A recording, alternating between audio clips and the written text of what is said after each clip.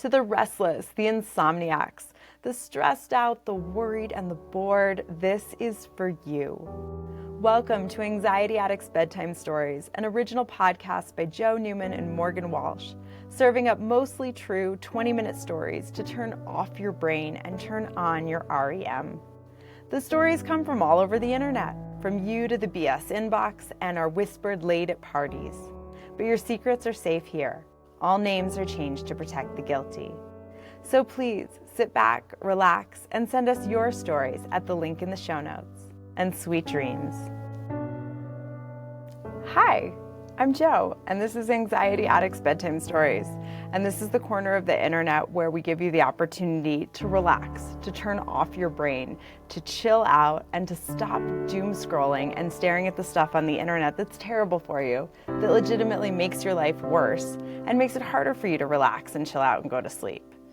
We take 3-minute stories from all over the internet, all over our inbox, and all over our cocktail parties with our friends, and then we turn them into 20-minute stories to help you relax and chill and dive into somebody else's mistakes, embarrassing moments, and terrible decisions that have nothing to do with you. And then, like all great bedtime stories, we give you a happy ending. Not that kind. This one is Morgan's favorite. Morgan is my best friend who I started doing Anxiety Addicts with, and it's called Shabbat. And I think that this is Morgan's favorite story because it doesn't have poop in it, but maybe not. So sit back, relax, fold your laundry, take your dog walk, do whatever you need to do to put your brain into a chill, creative space, and let us help get you there. Enjoy. It's not clear who had the idea in the first place, but Ginny converted to Judaism for Alec, who may or may not have cared. It's a lot of work going to the synagogue, learning the prayers, perfecting the passive-aggressive tone. How many Jewish mothers does it take to screw in a light bulb? Don't worry about it. I'll sit in the dark. Whatever her reasoning, Ginny went through the process with the same attitude and concerted effort that she went through everything else in her life, and studied Judaism as if it were another PhD, which I think it can be. But again, we're not sure at this point how much Alec was interested in the process. One of the components of converting to a new faith is becoming part of the community. In this particular instance, this would mean making friends, Jewish friends, which means eating together. Ginny's conversion group consisted of mostly engaged couples looking to make the commitment of religion before making the other commitment of spending the rest of their lives with a person capable of award-winning passive aggression. Side note, my Catholic friends say their mothers are just as talented at this as the Jewish mothers, and also the Hindu moms, but they're funnier about it. Also, I have an aunt who's a practicing Wiccan, and she's the same except that she just casts spells on you and tells you about it after the fact. So, Alec and Ginny now spent their Friday nights rotating through the new friends' homes for Shabbat dinners. This could be hit or miss. In the best case scenario, Shabbat dinner has good food and wine, and there's enough candlelight so you don't feel like you're in the Beauty and the Beast castle, but not so much that you feel like you're in the Red Wedding in Game of Thrones. The point is to rest. But going to a stranger's house full of more strangers sitting in the semi-dark is not necessarily restful to everyone, especially not if those people have children or poor taste in liquor. Ginny looked at those dinners like steps to passing the bar, and by any measure, aced them all.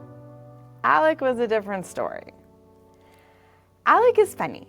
Not funny weird or funny uncomfortable or funny haha, but funny because he just doesn't give a fuck. It's a truly admirable trait. If you know him and love him, he's most likely your favorite person. He is brilliant and dry and checks out immediately if he's uninterested. If you hear him say, you're lost. And if you find yourself sitting next to him in the semi-dark trying to converse about religion and you don't have anything truly remarkable to add to the dialogue, he might get on his phone and check the scores of the hockey game. He's Canadian. These dinners can be long, as the more observant people are not driving or watching TV until sundown on Saturday, which means they don't have anywhere else to go or anything else to do. for the less observant Game of Thrones is waiting. The dinners eventually peter out, becoming less and less frequent, and Ginny and Alec had a very unreligious wedding, all considering, and then two ridiculously smart boys who were barely mobile when they started wondering about religion. So Ginny explained, "Your father and I are Jewish, even though I was born basically on a cross in Ireland.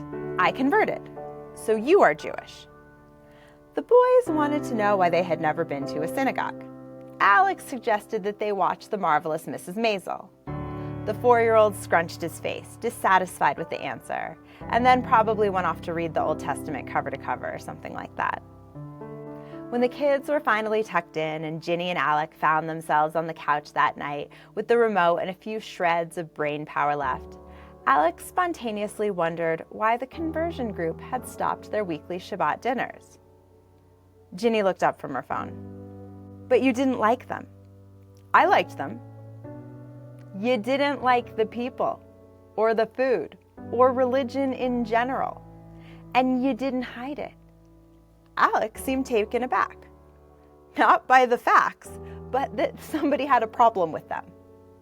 So?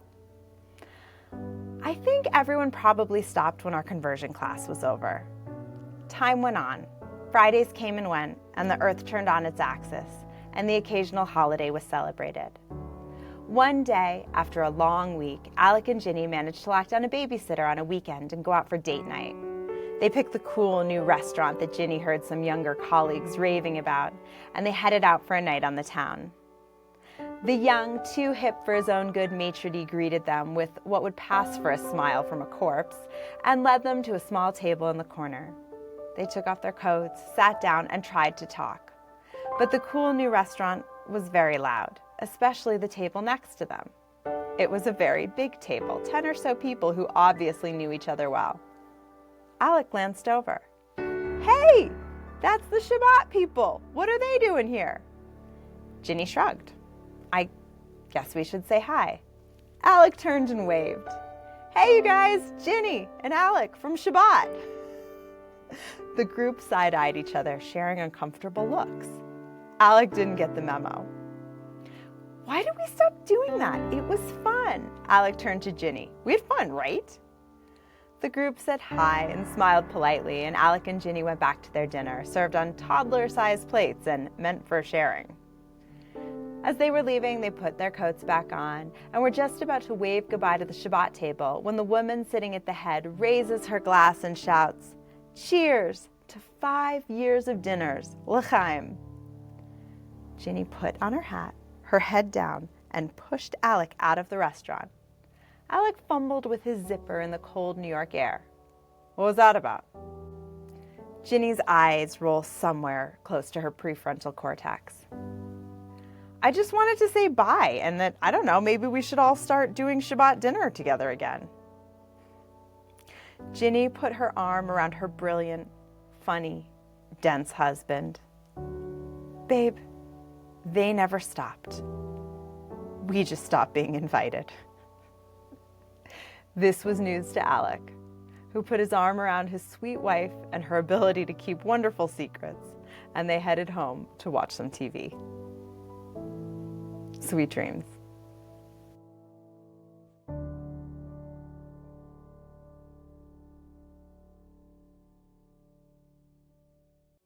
Thanks for listening to Anxiety Addict's Bedtime Stories.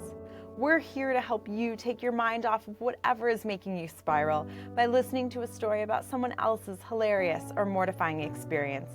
And we know you have one of your own. So please DM or email us your stories of bad decisions, miscommunications, and Murphy's Law. And don't forget to like, rate, and subscribe. Your support helps us keep doing what we love. And as always, sweet dreams. This episode was written and recorded by Joe Newman with editing and sound design by Morgan Walsh.